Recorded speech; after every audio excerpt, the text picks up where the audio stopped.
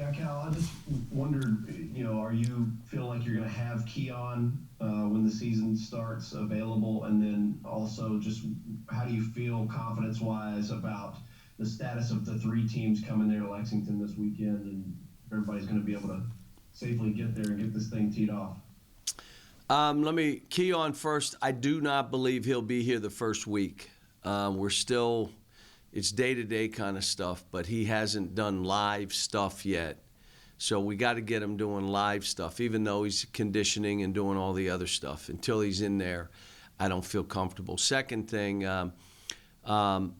this thing is, we don't control it. It controls us, this virus. And so I just heard Mississippi now is out until December 7th. What I'm doing is everything I can to mitigate here. We're in the lodge. You guys know, anybody that knows us knows this situation. We're in the lodge. Nobody else is in there.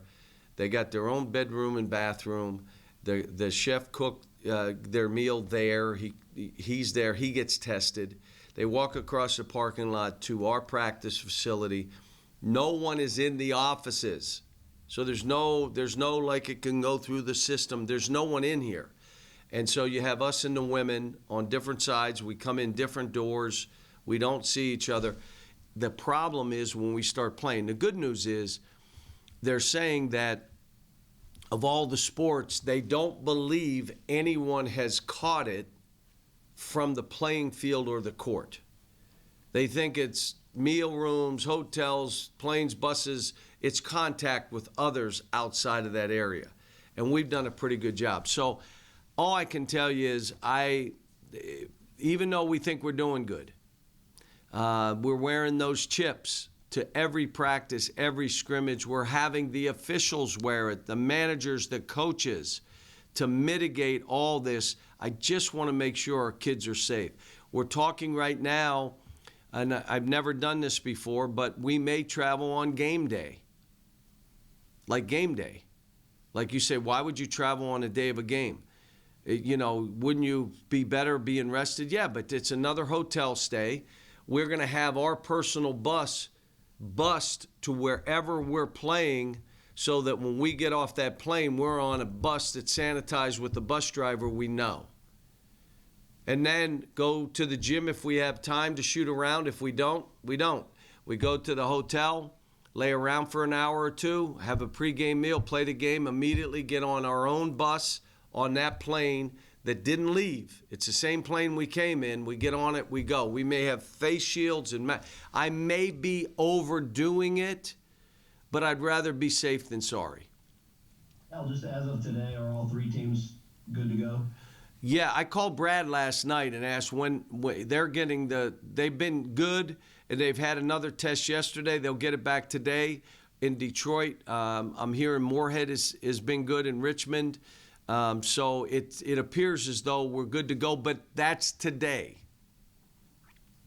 All right, next up we'll go with Daryl Bird, and then John Hale, you'll be after him.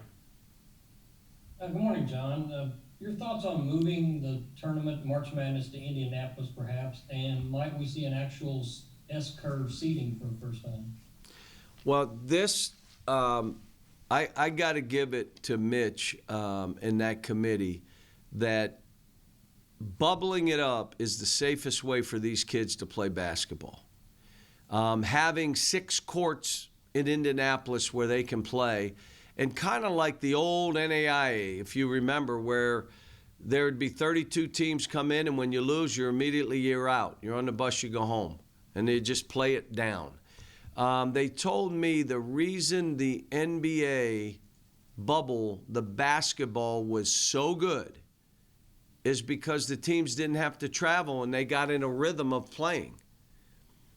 So the rhythm they didn't want was 3 or 4 days off and have to play. They wanted to play every other day. Well, you know what? We can kind of do the same thing. And it hurt us here in Lexington because we had the first and second rounds, but this wasn't about Lexington. This wasn't about Kentucky. This is about we're in an environment that we feel this is the best way. And I agree with them. And so I think what they did and the stance they took, I'm I think was a good one. All right, John Hale, you got next.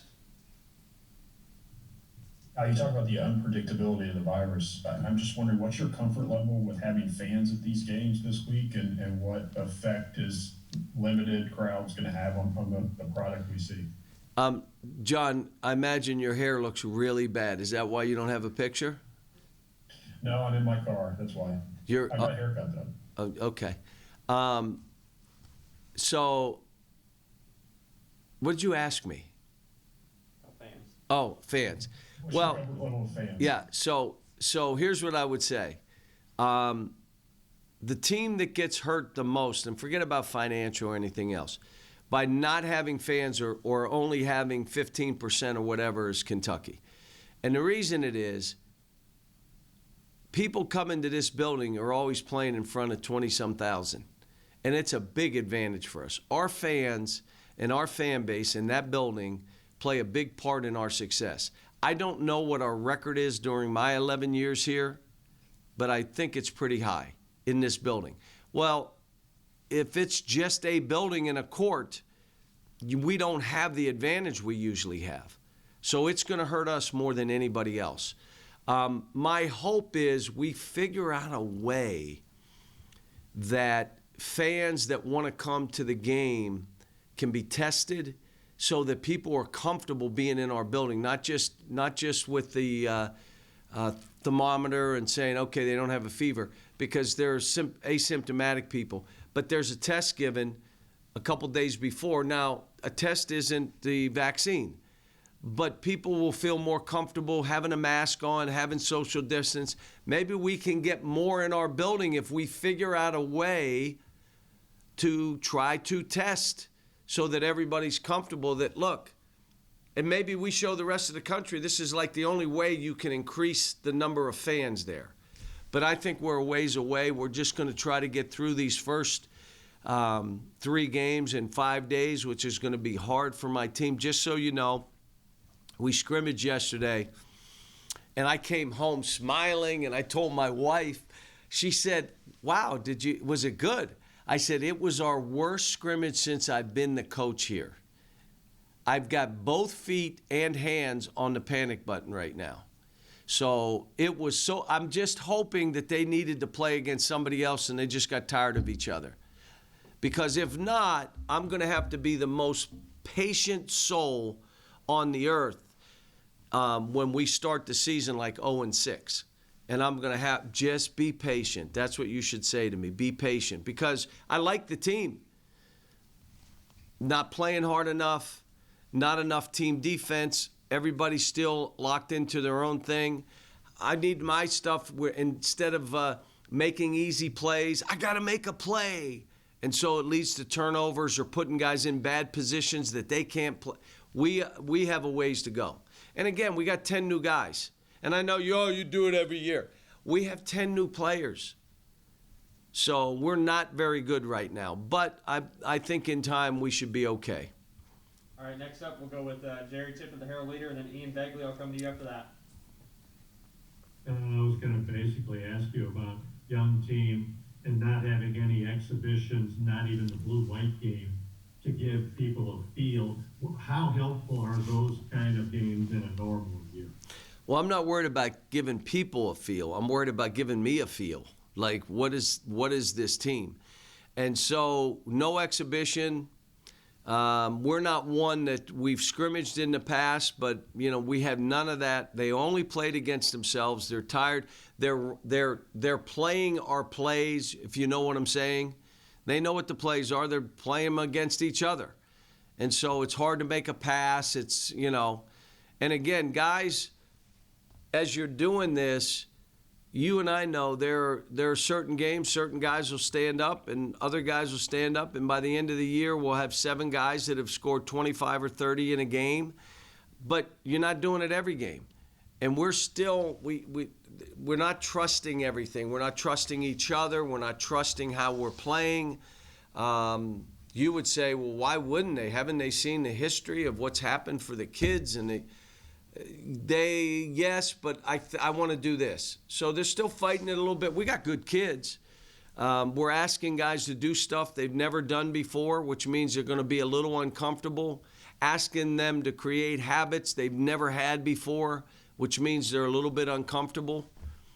You know, we have shot blockers. We just don't block any shots. I don't understand it, but we don't. And, you know, we have length, but we're not really good defensively right now. And I think a lot of it's team defense. But All right, next up, we're going to go with Ian Begley and then Mark Berman. You'll be after that. Coach, thank you for doing this. What do you think about Emmanuel quickly, and what can you tell Knicks fans about what they could expect from him on the court and what he's like off the court? Ian, everybody on this call that's the Kentucky media knows he's one of the great kids that I've coached. And Ian, here's my question, and this is where I'm into analytics, but there are certain things that analytics can't evaluate. One is you can go where you want to go, but you pick a school that's going to be really hard with other really good players, and you may have to take a step back, but you pick that school anyway. How do you evaluate that? Or do you go where they just promise you whatever you want, how many shots? Okay, that's one. How do you evaluate a young man who the beginning of his second year was good enough to start, but I didn't want a 3-guard rotation. I would have 3 point guards in at one time. So the first 7 games, I don't start him. He trusts the process. He trusted me. And by the end of the year, he's player of the year in the league and going away, player of the year in our league. And we win our league by 3 games. How do you analyze that? How do you evaluate? How about this? You may say, here are 2 games that you didn't play very well. But when you look at it, you say, but their team won, and because he wasn't shooting, he didn't shoot as much as he had been shooting, but he defended, rebounded, he had 2 steals. He did other things to help the team win. How do you analyze that? This guy is going to stretch the court, and the NBA has changed. It's about lane touches and being able to stretch the court by the threat of making threes. If you can't shoot a 3, you're not going to be guarded in that league anymore. Second thing is he's played dribble drive downhill basketball with a spaced court. It's going to be spaced more now because of the way the NBA plays it. And I think what you're going to find out is a guy that mentally is ready, is on a mission, is a gym rat, is a culture guy, great faith, big family that unconditionally love him, and he knows it, and he's comfortable in his skin. They made a great one. That was a hell of a pick, I'll tell you. All right, Mark Berman, you got next, and then Noah Goldberg will be after that. Hey, John. Yeah, they're being called the Kentucky Knicks, 4 Kentucky players and Kenny Payne. How does it feel to have so many Kentucky? And, you know, they just added Noel. You know, just how are you going to be watching a lot of Knicks games this year? Well, first of all, I watched, Mark, more games because of the bubble, because they came one after the other, and West Coast games were East Coast time, and I got to see more games, and they were the best basketball in the NBA. Would you agree, Mark, that you've seen? Like, unbelievable games. And even before the playoffs, because they were rested, they were on a rhythm, and you saw the best basketball players in the world play. So that's one. The second thing is, yeah, I will be watching a lot of Knick games. Leon is a dear friend. Wes is a dear friend. Kenny, and he's like my brother. And now you got some of my guys there. Nerlens was a great pickup, and let me tell you why. It's time to break through for him. And now what they're trying to do and how they're trying to do it, they're not trying to do it in a hurry. They got a terrific coach, a proven coach, a playoff coach, and now they've just got to build within. And they're going to start doing it. I mean, I think they've got – the reason I encourage them with Kenny Payne, how good can Julius be? Like, he's good. Well, where can we really go? With Kenny there, I think he's got one more guy in his corner to help build his confidence, to train him, to push him. Also, Kevin Knox. Mark, do you and Ian remember what I said when you drafted him? Oh, he's the youngest guy in the draft. Don't expect it overnight. It may take 2 or 3 years. And everybody nodded like you are. And then when he doesn't turn it around right away, they say, well, what's up with Kevin Knox? Kevin Knox, again, let's see how good he can be. And that's why you want a Kenny Payne with you. And I think that the Knicks are on a different path. You may not see right away overnight the results that listen, it took us a while to get here. It's going to take a little while to get us where we want to go, but it took us a while to get where we are. Didn't happen in a year. So let this thing play out, and I think in the end, I think everybody's going to be pleased. All right, next up, we'll go with Noah Goldberg, and then Zach Miskevich will be after that. Hey, John. Looking ahead to the final game of this Bluegrass Showcase, Richmond's a team that really tries to destroy their opponents in assist-to-turnover ratio. Of course, Jacob Gilliard led the nation in steals last year. In your preparation for this game, you have 2 incredibly talented freshmen, Terrence Clark and Brandon Boston, but of course they're still young guys. How much of your preparation has been to drill into them, stay in control, stay within yourselves when they're going up against, as you talked about experience, a much older, controlled, experienced team that really tries to expose indecisiveness? We haven't, because we have Moorhead, they haven't heard me talk about Richmond. There are things that we're doing in practice to try to prepare them. So the day in between the Richmond game, we said, you remember all this stuff we were doing? Here's why we were doing it. Their experience, their ability to control the game, to make you play through every possession. If you play 15 seconds, you're getting beat. You got to play the whole possession. On offense, because of how they play, you cannot take high-risk plays. You got to be efficient offensively. Attack and run and get in the lane. But you're not making a 50-50 play. It's got to be a 70-30, 80-20, or don't make it. If you're going to take a bad shot against them, you take it late in the clock. Me saying all that to you, we have no chance of being like that, just so you know. That's our 3rd game of the year, 10 new players. They've never played against a college team, let alone a team that runs, quote, Princeton kind of stuff. So we're not – look, I've got 2 feet and 2 hands on the panic button. If I was worried about Richmond right now, I'd have my head pushing it down too. All right, Zach Miskevich, you go next, and then Sam Perley will go to you after that. Coach, I'm based out of Orlando, kind of changing the subject here. I saw your tweets the other day about the passing of former Stetson coach Glenn Wilkes. I just kind of wanted to know your thoughts on your relationship with him and what he meant to the game of basketball. Well, he's the father of Florida college basketball. He is one of the he's one of those guys that took me under his wing. I have no idea why. You'd have to ask his family, his wife. I don't know. But he was one that was almost like my protector. But I got a great story for you. And I told him this. He loved this story. I'm taking Tony Barbie. I'm coaching at UMass.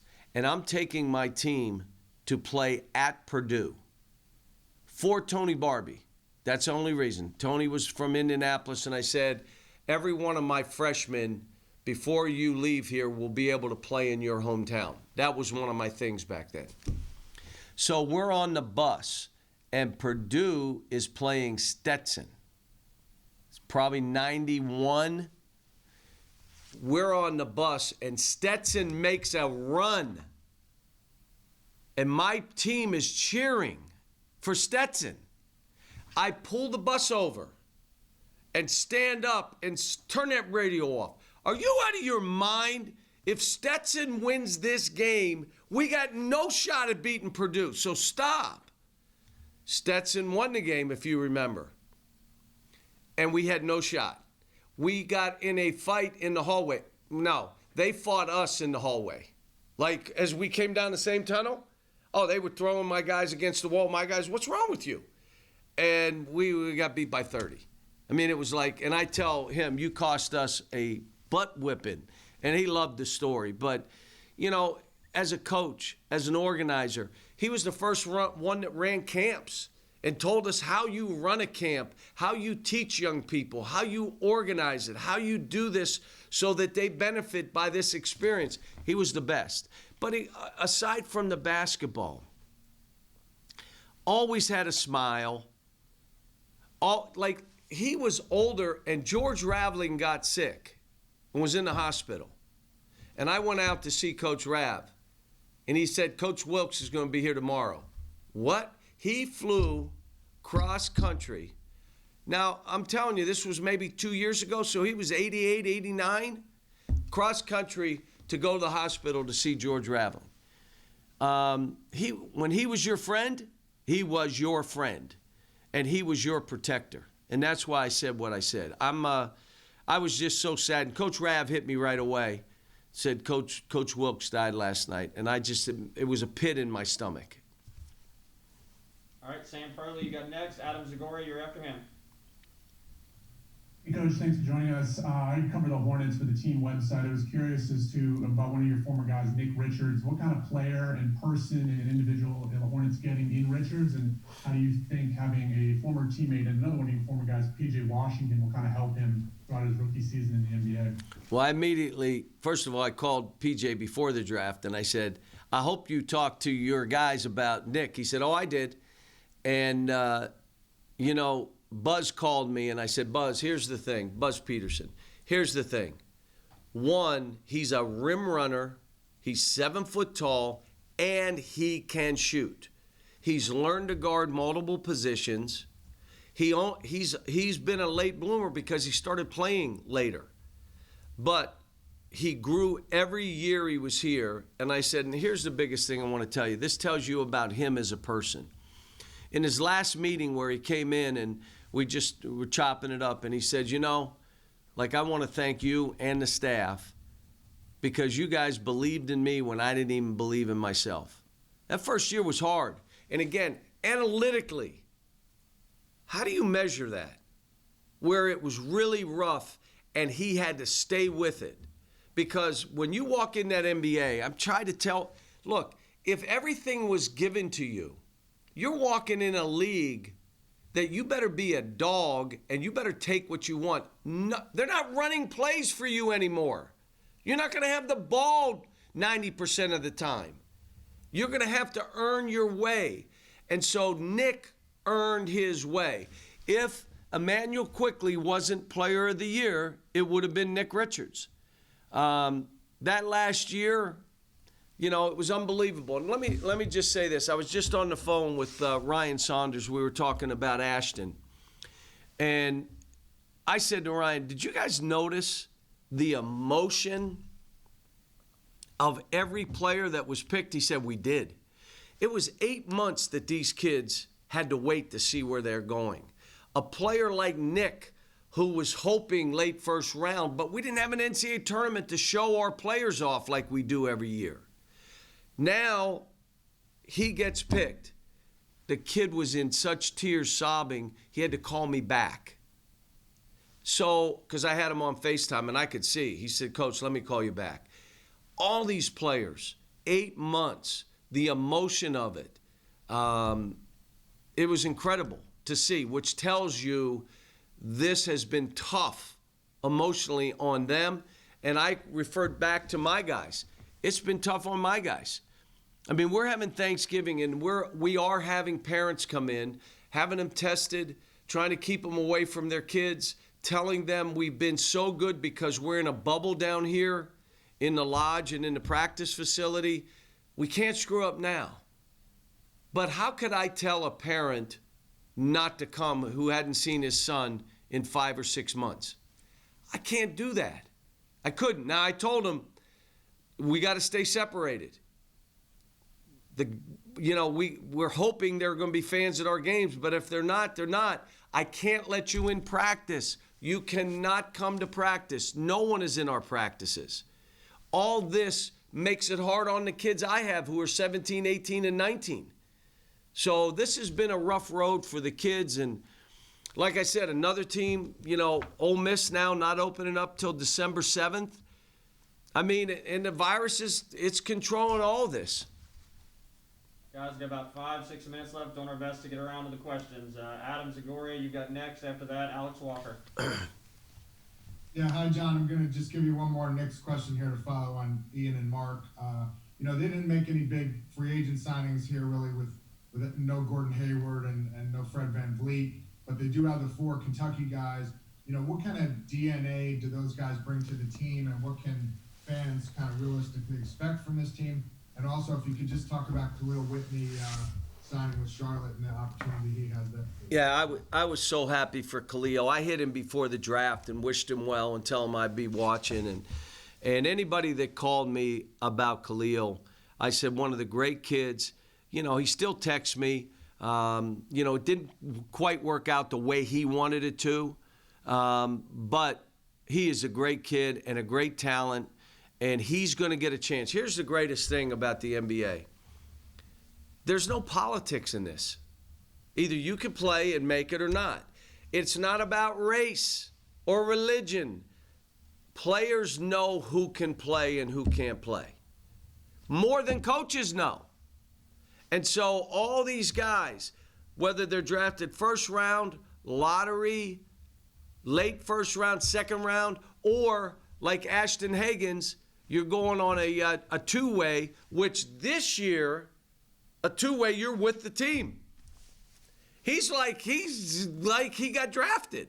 So now, prove yourself. You're there. You're in camp. Well, if I would have been drafted, you're in there. There's no politics. It's can you help them win? Do you have what it takes? That's why I love it when I see kids sign. E.J. Montgomery going to Milwaukee. It's the greatest place for him. He's going to go against other guys that look like him, the length of him, and see the fight. And now what I said to E.J., you're fighting for survival. You're fighting for your life. And he hit me back, I got you, coach. Now, let me say this about the Knicks not signing anybody. The Knicks are not going to do anything now to try to win 10 more games now and screw up the next 15. They're not going to do it, in my opinion. And that's not talking to Leon. That's not talking to Wes. It's not talking to Scotty. None of those guys. I'm just telling you, I knew early on, Leon, and they talked to me about what they were trying to do and how they were going to do it. And if they could snatch somebody that could help them win, but they're not going to do it to where it hurts the next 7 years. So I will tell you what I like is my guys now have an opportunity on the biggest of big stages to go prove themselves. And now I think what you're going to find out, they're going to be disciplined because that's what Tibbs is. They're going to play defense because that's what Tibbs is. They're going to take it isn't going to be the fancy. That's not who he is. It's going to be we're going to get this done. We're going to play fast, but we're taking good shots. I think the guys that he has, they're going to make a step.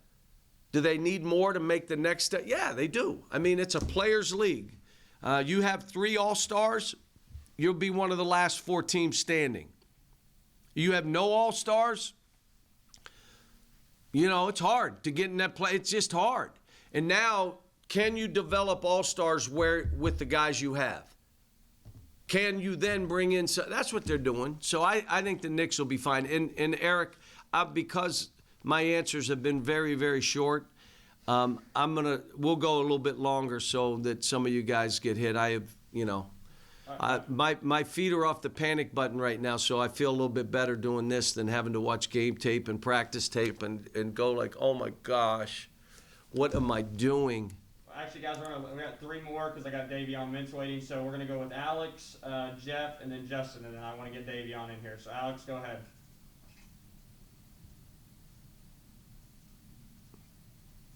Alex, you there? Going once, going twice. All right, moving on. Jeff Drummond, you got next. Hey, Cal, I just wanted to touch on your panic button again, one more time at the risk of raising your blood pressure a little bit. But is there any one aspect going into a first game that kind of would typically keep you up at night before an opener? And in what ways does that matter? Well, the mistake I may have made with this group, I should have worried more about fight, playing the whole possession, done less, maybe not had enough in to really win a game, like less offense, less out of bounds, less situational work, and more throw it up, let's go, fight. Every drill, fight, body to body. But you worry injury, you worry we got to play games, you worry our schedule, which is way too top heavy for this group. So you try to balance it, but I think I went a little bit too much. Let's be prepared to look like a basketball team.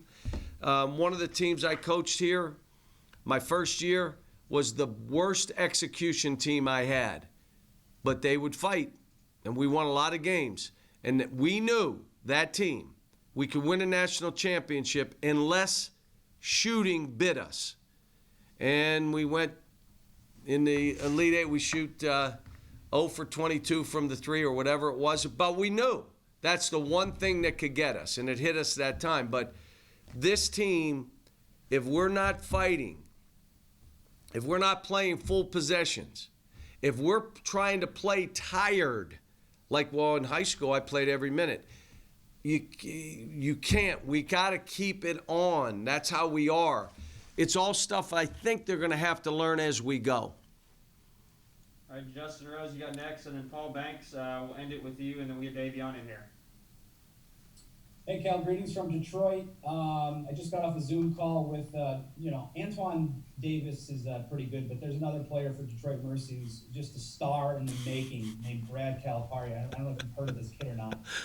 Yeah, my wife tells me about him all the time, just so you know. What's your anticipation? I know he's been with you guys for a couple of years, and then he transferred up here. Just to play against him, it's just fun to see from the outside, fathers and sons and their connections in the basketball. Well, I've already told our team if anybody blocks his shot, they're out. And that I told him we're going to play him a boxing one, so you're not getting any balls, just so you know. But I'm so proud of him. I'll tell you what he's done discipline-wise, his diet, what he's done training. What he's done, he went up to South Dakota and trained on his own. Like he didn't, he said, this is what I want to do. And he stayed in a hotel and washed his own sheets. And, he loves his team. He loves Mike. He said their team is better. He won't give me any hints on how they're going to play or anything like that. I said, well, how do you think you're going to play? He said, Dad, you think I'm going to tell you? We're trying to beat you. And so, but I want him to play well, and we want to beat Detroit. And the only problem is, Mike's kid could go for 50, and so you better have someone to guard him, and you better say, understand, he'll ball fake you, he'll get you to foul, that's how he plays, and he could get 50 on my team. I don't have an Ashton Higgins that I say, we got this, we're okay. We don't have that guy. He's playing for the Minnesota Timberwolves. Paul Banks, you got last question with Cal. We'll move into the players. Thanks for doing this, and thanks for Stanley. I know you already alluded to earlier with 10 new players, and like you said, this is something that you do every year at Kentucky, the churning, the turnover, but does this feel like really uncharted territory? I mean, is this more than just business as usual? Is there any team that's had this kind of turnover and youth and inexperience that you can think of? Yeah, it was a different kind of team, maybe a more physical team. This team isn't real physical. The team I had in 14, that we started 5 freshmen. But the 2 guards were physical. Julius was physical. Even James Young was physical. And I think was Dakari on that team? I think he was. He was physical. So this team doesn't have that physique. If you remember that team, we didn't figure it out till March. And then we tweaked some stuff, and it totally changed who we were. But early on, I mean, we played Michigan State early, we're down 20. I mean, it was like we were getting smoked. Not quite as bad as Duke had us down when we had Tyler Hero and Bam I'm sorry, not Bam, but Tyler Hero and that crew when they had us down 40. But it was, this is a different one. Trying to get them on the same page, I think what's going to happen is they got to get smacked a little bit to where they're like looking at me like, Coach, tell us how we got to do this because we're not liking this. The biggest thing I don't think this group, and I just met with two of the guys, which is why I was a little late. They got to understand how they're all tied together. Your jobs are to pick each other up. Your jobs are to make it easier for each other. If you're out here doing your own thing and these two guys struggle, you too, all the stuff you think is going to happen ain't happening. Believe me, I've done this 35 years. I know I look 40, but I've done it a long, long time. And so now you got to be those guys. Can't have body language, can't have meltdowns. You got to be with these guys and really locked in. Yesterday showed us that we have that in us. Oh my gosh, let's hope we got it out yesterday. Because if that becomes who we are, whew, All right, guys. it's going to be rough. Guys, we're going to end the